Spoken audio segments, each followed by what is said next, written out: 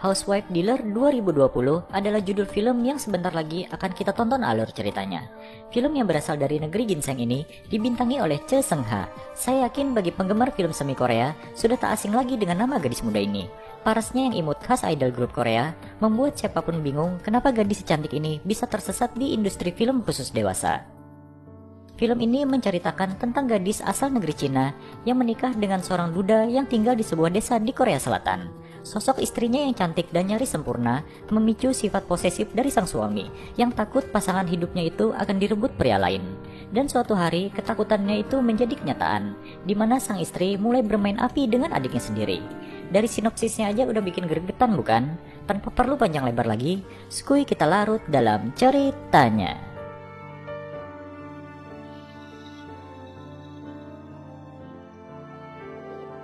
Perjalanan Gil-soo dan Lan-lan melewati hamparan sawah menjadi scene pembuka film ini.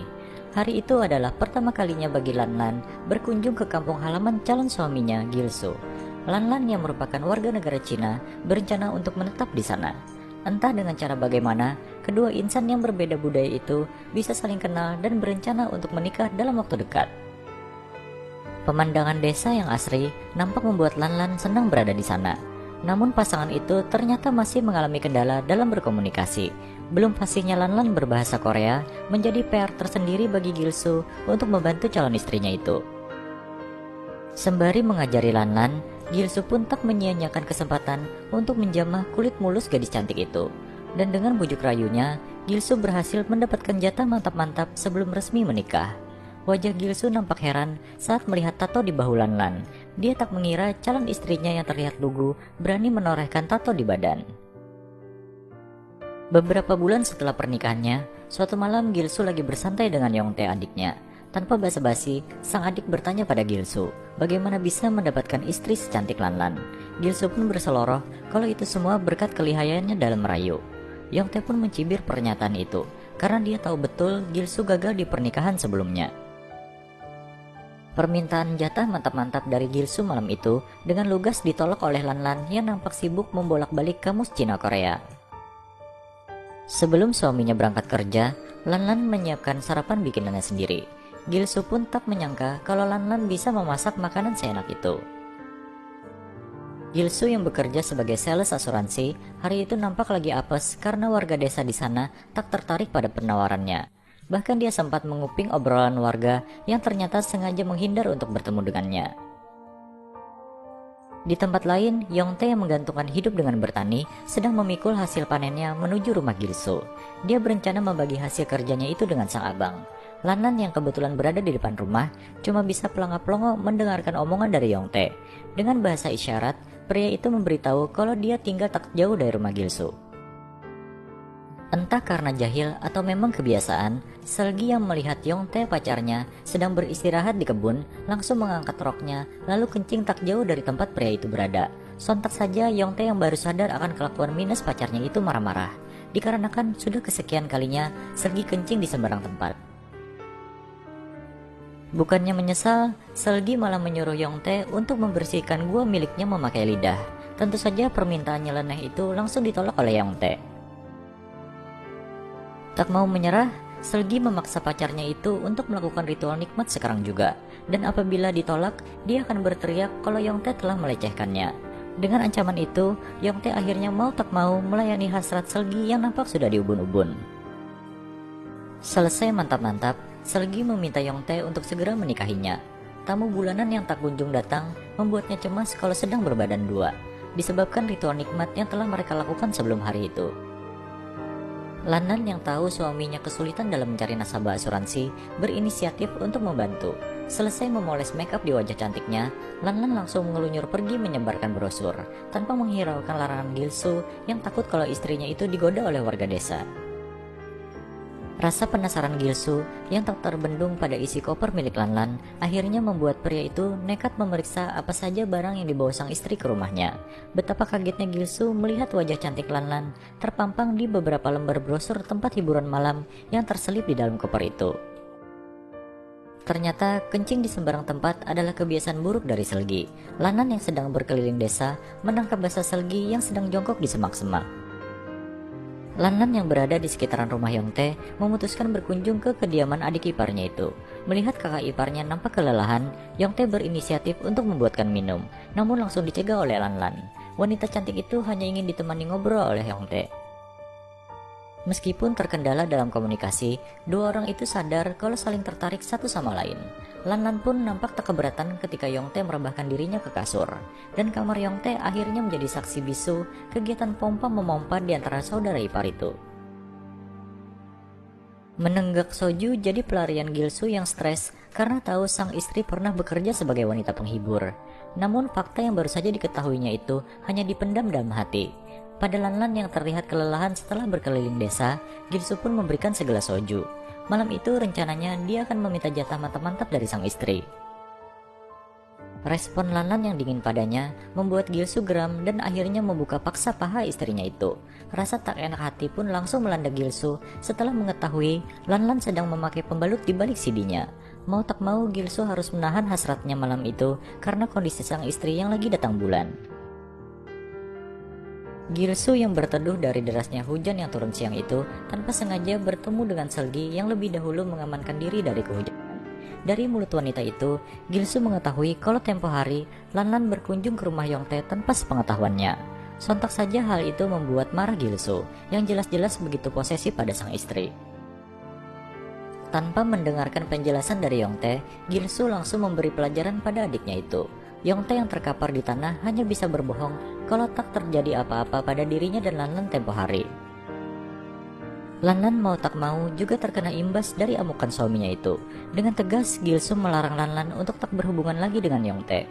Puncak kekerasan yang dilakukannya pada Lanlan adalah ketika Gilsu memaksa wanita cantik itu untuk menelan cairan kenikmatan yang keluar dari tiang benderanya. Lanlan hanya bisa menangis sesungguhkan ketika sadar paspor miliknya telah disembunyikan oleh Gilsu. Pria itu pun kembali menegaskan kalau Lanlan dilarang keluar rumah, dan dari detik itu juga tubuhnya akan diikat agar tak bisa keluyuran lagi. Saat sedang kalut dengan masalahnya masing-masing, Gilsu dan Selgi secara kebetulan kembali bertemu di sebuah taman. Rasa sakit karena dikhianati oleh pasangan menjadi tajuk utama bahasan mereka siang itu. Selgi pun mengungkapkan kalau saat itu dirinya sedang hamil anak Yongtae. Bukannya prihatin, Gilsu malah mencari kesempatan untuk bisa menjamah tubuh mulus dari kekasih adiknya itu. Dengan alasan ingin mengunjungi sang keponakan yang ada di dalam perut Selgi, tiang bendera milik Gilsu akhirnya menancap pada lahan yang biasanya digarap oleh Yongtae. Untuk menghindari konflik dengan Gilsu, Yongtae pun hanya bisa meletakkan buku catatan milik Lanlan di teras rumah abangnya itu. Di pertemuan terakhir mereka, buku Lanlan itu memang ketinggalan di rumah Yongtae. Di dalam rumah, Lanlan yang masih dalam kondisi leher terikat layaknya binatang, mendapatkan ide untuk membalas semua perlakuan jahat dari Gilsu terhadapnya. Sebuah poci yang sering digunakan Gilsu untuk menuang minuman, sepertinya akan menjadi media bagi Lanlan untuk mencelakakan suaminya itu. Gilsu langsung naik pitam karena melihat buku catatan Lanlan yang tergeletak di teras rumah. Dia pun berasumsi kalau Yongtae telah mampir ke rumahnya untuk mengembalikan buku itu. Malam itu Lanlan harus rela menjadi samsak hidup bagi Gilsu yang tanpa ampun menyiksa tubuhnya. Di balik kesalahannya karena berselingkuh dengan Yongtae, sebenarnya Lanlan sudah berusaha menjadi istri yang berbakti bagi Gilsu. Dengan penuh perhatian, dia mencuci kaki sang suami yang baru saja pulang dari kantor. Kepatuhan Lanlan terhadapnya malah dibalas sikap kasar oleh Gilsu. Pria itu nampak masih belum bisa memaafkan pengkhianatan yang dilakukan oleh Lanlan. Momen di mana Gilsu minta dibelikan udut di warung sembako terdekat dimanfaatkan betul oleh Lanlan untuk bercengkrama dengan Yongtae. Sambil berderai air mata, Lanlan mencurahkan segala keresahan tentang perilaku kasar Gilsu padanya. Yongtae pun hanya bisa tertunduk sedih mendengar tiap detail penderitaan yang dialami oleh Lanlan. Sesi curhat itu juga diselingi oleh adu bibir yang begitu diresapi oleh dua insan berlawanan jenis itu. Meningkatnya kemampuan dalam berbahasa Korea membuat Lanlan berani adu argumen dengan Gilsu.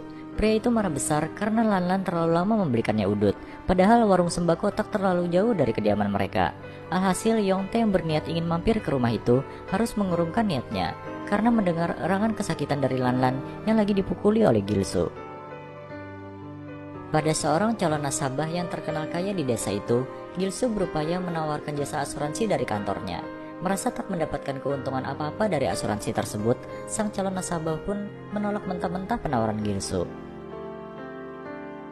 Entah karena kerasukan setan apa, Gilsu menawarkan kemolekan Lan Lan pada pria itu agar mau ikut jasa asuransinya. Tentu saja iming-iming kecantikan istri Gilsu yang terkenal santoro desa sulit ditolak oleh pria kaya itu. Yongtae yang cemas akan keselamatan Lan Lan nekat menerobos rumah abangnya. Di sana dia menemukan Lan Lan dengan kondisi leher terikat dan badan penuh luka lebam. Solusi pun terucap dari bibir Yongtae agar Lan Lan berpisah dengan Gilsu, kemudian hidup bersamanya di luar negeri. Lan Lan setuju, tapi sebelum mewujudkan impian mereka itu, ada dendam yang harus dia balas pada sang suami. Beberapa hari kemudian, calon nasabah Gilsu pun datang untuk menagih janji yang telah mereka sepakati bersama. Oleh Gilsu, sang calon nasabah disuruh menunggu Lan Lan yang sedang berdandan. Baju congsam yang dikenakan Lan Lan hari itu makin menonjolkan kecantikannya yang di atas rata-rata. Sampai-sampai Gilsu harus mengakui keindahan dari sang istri yang seharusnya tak dibagi ke pria lain. Dengan penuh keberanian, Lan Lan menentang paksaan Gilsu untuk melayani calon nasabahnya. Tak berselang lama, tubuh Gilsu langsung kelojotan sampai tak sanggup menggerakkan tangan dan kakinya. Ternyata Lan Lan sudah mencampurkan obat pelumpuh saraf dalam poci yang baru saja digunakan Gilsu untuk minum. Calon nasabah yang sedari tadi menunggu kedatangan Lan Lan bertemu dengan Selgi yang kebetulan lewat di depan rumah Gilsu. Keagresifan Selgi padanya membuat calon nasabah berasumsi kalau Selgilah wanita yang dikirim Gilsu untuk melayaninya. Selgi yang memang terkenal dengan keganjenannya dengan gampang mau diajak jalan-jalan oleh pria kaya itu. Pada Yongtae, Lan Lan berkata kalau tak perlu risau lagi dengan perlakuan kasar sang abang terhadapnya. Yongtae pun nampak tak peduli dengan apa yang terjadi pada Gilsu sekarang. Malahan dia merasa bersyukur karena dengan tidak adanya Gilsu di sana, maka tidak ada pula rundungan yang mesti dialaminya. Mereka pun menutup percakapan itu dengan sebuah cipokan panas berdurasi panjang. Film ini pun ditutup dengan memperlihatkan kondisi Gilsu yang terkulai lemas di lantai dengan leher terikat. Tentu saja semua yang terjadi pada Gilsu itu merupakan kerajinan tangan dari Lan Lan. Dengan obat pelumpuh saraf yang terus saja diberikannya pada Gilsu, dengan sesuka hati Lan Lan membalas setiap penyiksaan sang suami padanya dulu. Posesif hanya wajar dilakukan oleh orang insecure. Apakah orang insecure layak dijadikan pasangan? Tentu saja tidak. Awalnya mungkin baik-baik saja, tapi lama-kelamaan orang seperti ini akan memperlakukan pasangannya bagaikan budak. Jangan pernah pacaran atau nikah dengan orang yang membuat Anda takut, karena sebenarnya perasaan takut itu adalah suatu tanda akan adanya masalah di kemudian hari. Sekian alur cerita film Housewife Dealer 2020. Semoga terhibur dan bahagia selalu.